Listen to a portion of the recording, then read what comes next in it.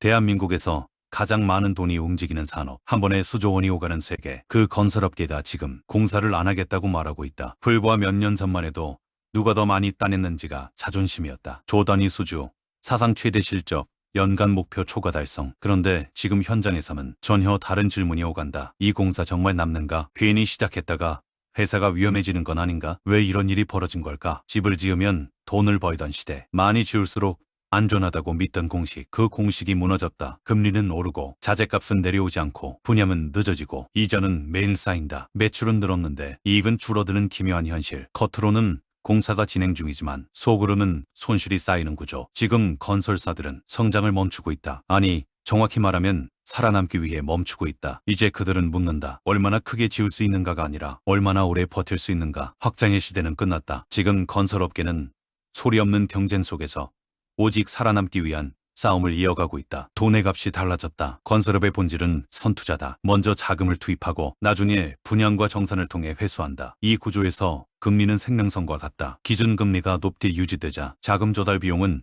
눈덩이처럼 불어났다. 과거에는 사업성 평가를 통과하면 비교적 원활하게 PF 대출을 받을 수 있었다. 지금은 다르다. 금융기관은 훨씬 보수적이다. 대출 규모를 줄이고 금리를 높이고 리스크를 세밀하게 따진다. 돈을 빌리는 순간부터 사업은 이미 무거운 짐을 지고 출발한다. 분양이 조금만 지연돼도 이자 부담은 수익을 갉아먹는다. 많이 지었다고 해서 많이 남는 구조가 아니다. 공사비의 역습, 여기에 또 하나의 변수공사비, 철근, 시멘트, 마감재, 자재 가격은 팬데믹 이후 급등했고 좀처럼 과거 수준으로 돌아가지 않았다. 인건비 역시 상승세다. 현장 인력은 줄어들고 숙련공 확보는 갈수록 어려워졌다. 안전 규제는 강화됐다. 작업 속도는 더뎌졌고 공사 기간은 길어졌다. 건설업에서 하루의 지연은 단순한 하루가 아니다. 현장 유지비, 인건비, 금융비용 모든 것이 누적된다. 매출은 늘었지만 영업이익은 줄어드는 역설, 외형은 커졌지만 속은 비어가는 현상. 이 경험이 반복되면서 건설사들은 깨닫기 시작했다. 이제는 아무거나 받을 수 없다. 선별수주,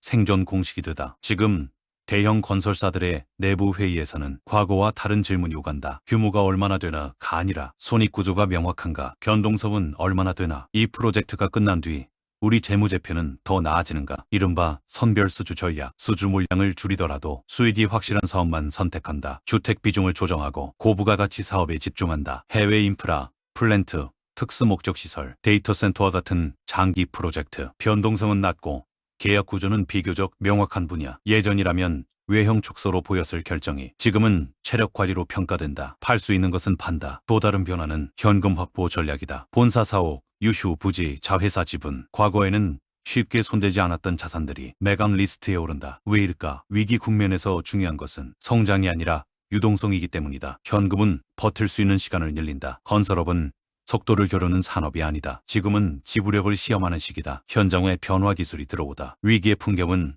현장에서도 드러난다. 예전에는 인력 중심이었던 공사 현장에 이제는 새로운 존재들이 등장한다. 드론, 로봇, AI 시스템. 이는 단순한 미래 기술 시연이 아니다. 건설 현장에서 사고가 발생하면 모든 공정이 멈춘다. 그 손실은 단순 복구비를 넘어선다. 공기지연, 추가 인력 투입, 신뢰도 하락. 안전은 더 이상 비용이 아니다. 투자다. 드론이 상공에서 현장을 촬영하면 AI가 영상을 분석해 위험 요소를 식별한다. 작업자의 보호 장비 착용 여부, 위험 구역 접근 여부, 비정상 움직임, 경보가 울린다. 사람이 접근하기 힘든 공간은 로봇이 대신 점검한다. 사고 가능성을 낮추고 재작업을 줄이며 공정을 정밀하게 관리한다. 불황이 길어질수록 효율의 가치는 더 커진다. 새로운 먹거리, 데이터 센터. 기술은 비용 절감 수단을 넘어 새로운 시장으로 이어진다. AI와 클라우드 산업의 성장, 폭증하는 데이터 처리 수요. 그 중심에는 데이터 센터가 있다. 대규모 전력과 냉각 시스템, 정밀한 구조 설계가 요구되는 특수시설. 한번 수주하면